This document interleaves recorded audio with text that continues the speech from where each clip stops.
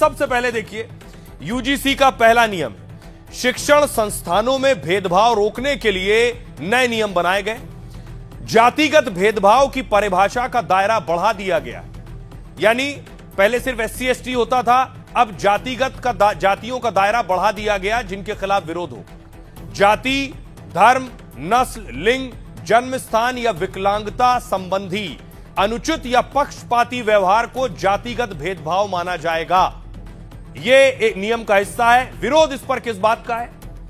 डर और विरोध यह कि जातीय भेदभाव की परिभाषा और दायरा इतना बढ़ा दिया है कि छोटी छोटी बात या बहस भी हो गई तो भेदभाव का उसे नाम दे दिया जाएगा। दावा, इससे झूठी शिकायतों का खतरा भी बढ़ सकता है।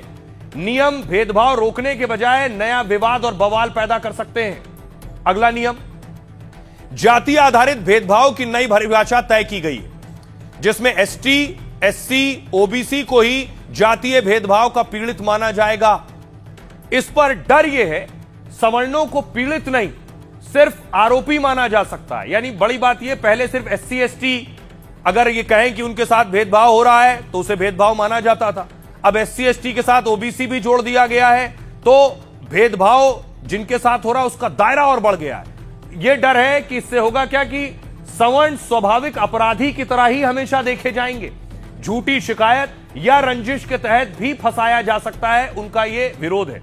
अब तक पीड़ित की कैटेगरी में सिर्फ एससी एसटी ही शामिल हुआ करते थे, जिससे कई बार जनरल बनाम एससी एसटी की लड़ाई हो जाया करती थी। लेकिन अब क्या होगा? जनरल बनाम एससी एसटी ओबीसी की जंग हो सकती है।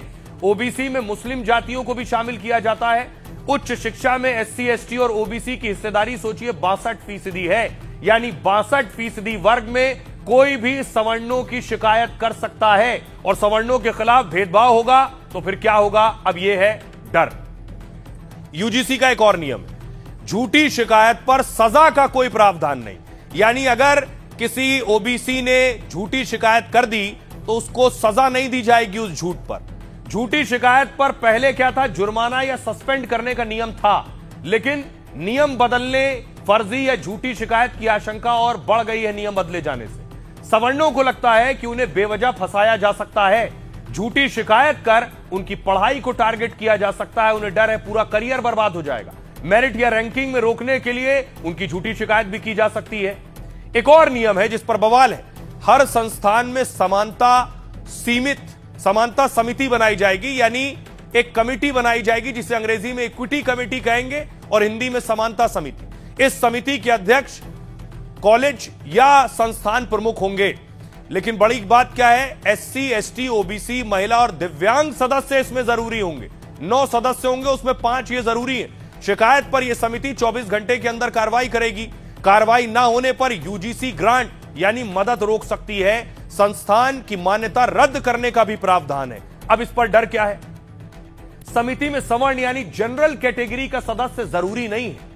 यह भी हो सकता है कि उसमें सारे एससी एसटी ओबीसी हो, तो फिर इनको न्याय कैसे मिलेगा? सवर्णों को उनका कहना यह है किसी भी शिकायत पर फैसला एक तरफा हो सकता है। 24 घंटे में कार्रवाई के दबाव से गलत फैसला भी हो सकता है, उनका कहना है।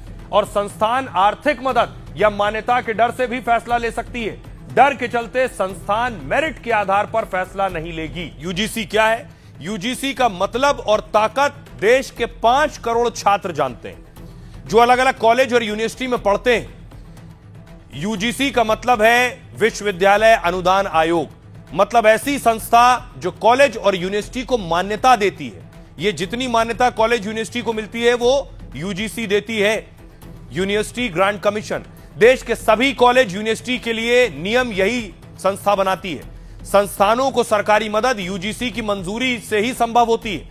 संस्थान कहां और कितना विस्तार करेगा यह भी यूजीसी देखती है। जब लगता है कि संस्थान नियम तोड़ रहा है तो मान्यता भी रद्द कर सकती है। मतलब देश में उच्च शिक्षा का पूरा कंट्रोल यूजीसी के हाथ में होता है। शिक्षा के क्षेत्र की सबसे बड़ी संस्था 70 साल पहले 1956 में बनी। इसका मुख्यालय दिल्ली में है और इसका बजट 5000 करोड़ रुपए है। फिलहाल यूजीसी के अध्यक्ष विनीत जोशी हैं जो चर्चा में हैं और इसकी वजह है संस्थानों में समानता के लिए नया नियम, जिसके विरोध में शहर शहर हंगामा और प्रदर्शन हो रहा है। सवर्ण सेना ने यूजीसी को 15 दिन का अल्टीमेटम दिया है और कहा है अगर नया नियम वापस नहीं हुआ तो बड़ा आंदोलन होगा।